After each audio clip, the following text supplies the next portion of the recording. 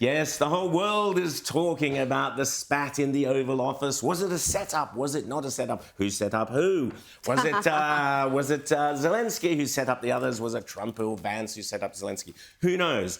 Rita and James, what did you make of it? What exciting television. Donald Trump was right about that, wasn't he? Indeed. Oh, it was exciting television, and I've been just as excited and appalled by some of the so-called analysis in the aftermath. Clear that most of those doing the analysing haven't even bothered to watch the full 53-minute interaction, because it wasn't just the last 5 or 7 minutes. And it wasn't just the 53 minutes, it's everything that has led up to that. And Annalise Nielsen just did a very good bit of analysis on Sky News, and it's one of the rare ones that you see from the Australian media, because it is such surface level, born so much out of ignorance. If you've been paying attention to US politics over the last 4 years, certainly the last 2 years, nothing that happened should surprise you. The US's position, Donald Trump's position on Ukraine, has been clear for years, and the polling in the States backs that up. The American people do not want to fund this war. Yep, that's now, right. You might say that's not morally correct, we don't agree with that position, that's fine, but that is their position. They don't want to pay for this war. They want Europe to pick up the slack. But I think you hit a really good point there, Risa. The point is that you can still support Zelenskyy from a moral point of view. Russia should not have invaded. Well, you can talk about the whole background, and that's a separate thing. But James, you know, you don't invade another country, so that's fine. Russia should not have invaded. But there's only 2 ways forward. Yeah. One way is you stop the war now, you draw a line, and you stop killing. The other way is one side has to win that war. Well, no one's going to defeat the Russians. You're just not going to do it. Maybe, you never know, in some fantasy novel you could. Alternatively, could the Russians defeat the Ukrainians? Probably. The reality is the war has to stop, and Zelenskyy was a fool not to take that moment, not to grab that moment and say, this is it, let's finish the war, James. This was an absolute disaster for Zelenskyy, and the evidence was the Ukrainian ambassador to the United States was face-palming during the press conference, because the whole conference, Zelensky's sitting there fidgeting. He wants to make a statement. This is Trump's press conference. Let Trump do his thing, but to try to argue your point, and J.D. Vance didn't provoke this. Zelenskyy provoked it by trying to argue the case in front of everybody. You do that behind closed doors. And it's interesting you say that, because it's almost like a microcosm of the war. Who provoked who? Who started it? But Who said diplomacy first? Who said this first? Who said that first? They had a deal that was being worked on that was enormously advantageous to Ukraine, and for some crazy reason, Zelenskyy decided to renegotiate it in front of the world's media in the White House, knowing the positions that Trump and Vance have on this entire issue. It was extraordinary, and I do wonder whether it was calculated or whether it was just him losing his temper. Well, there are those who are saying that the White House calculated it. If you watch the full 53 minutes, I don't think any sort of sane person could say that, because he was goading them repeatedly, and Trump was uncharacteristically diplomatic for a good 40, 45 minutes, sort of letting things go. And even J.D. Vance let a lot go through to the keeper until it just got too much. And one thing we've got to talk about is, again, morally, of course, Russia is in the wrong, Putin is in the wrong. They should not be invading a smaller country. They should not be taking advantage of the weakness in the White House at that time to do that. But we've also got to look at the reality that, as you said, Ukraine isn't going to win this war. We know that. So what are the options? And even some of the most ardent pro-Ukraine experts have clearly said there's 3 options.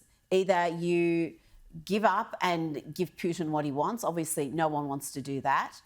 Or you continue this war, and if you actually want to win it, if you want Ukraine to win it, you've got to commit forces. You've got to commit ground forces. You've got to commit a lot more arms. As Donald Trump said, you've got to gamble with World War III, because the Russians have nukes. It's probably going to spark World War III. And really, all those European countries who are coming and posting, tweeting about their support, even our own Prime Minister, are you willing to send troops? Are you willing to send troops? Are you willing to spend a lot more money to... Oh, who needs troops, James, when you dig up a couple of old bushmasters that are out in the desert there and you with sand in the petrol diesel thing and send them over? Even that had to be dragged kicking and screaming to providing. But Rita, or you do a deal. You do a deal that's advantageous to Ukraine.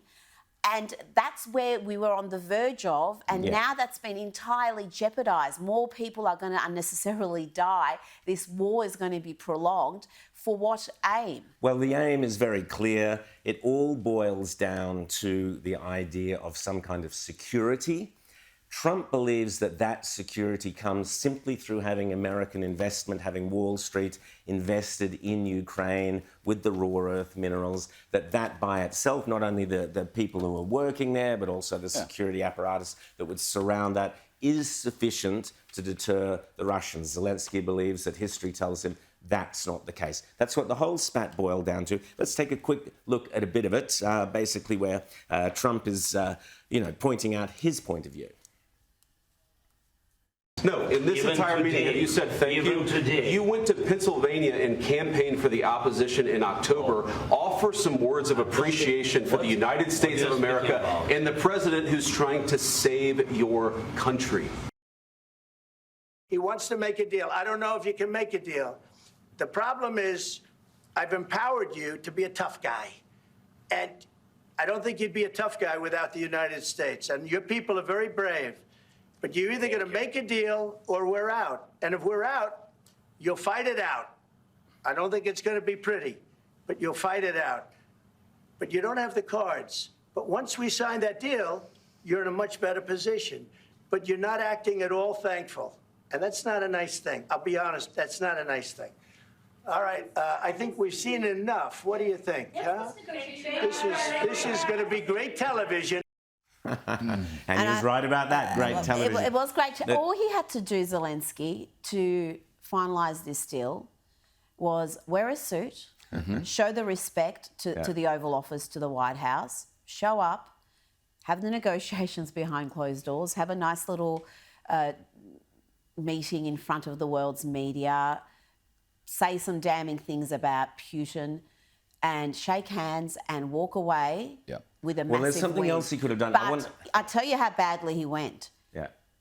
Almost immediately after, one of his biggest backers, one of the people who has fought hardest for more funding for Ukraine, has stood by Zelensky's side, has been a long-term friend of his, despite other than just the political support, is Lindsey Graham. Yeah. And he immediately disowned him, which shocked me because I thought he would come out and say it was disappointing, but we've got work to do. Let's just have a look at what Lindsey Graham said immediately after.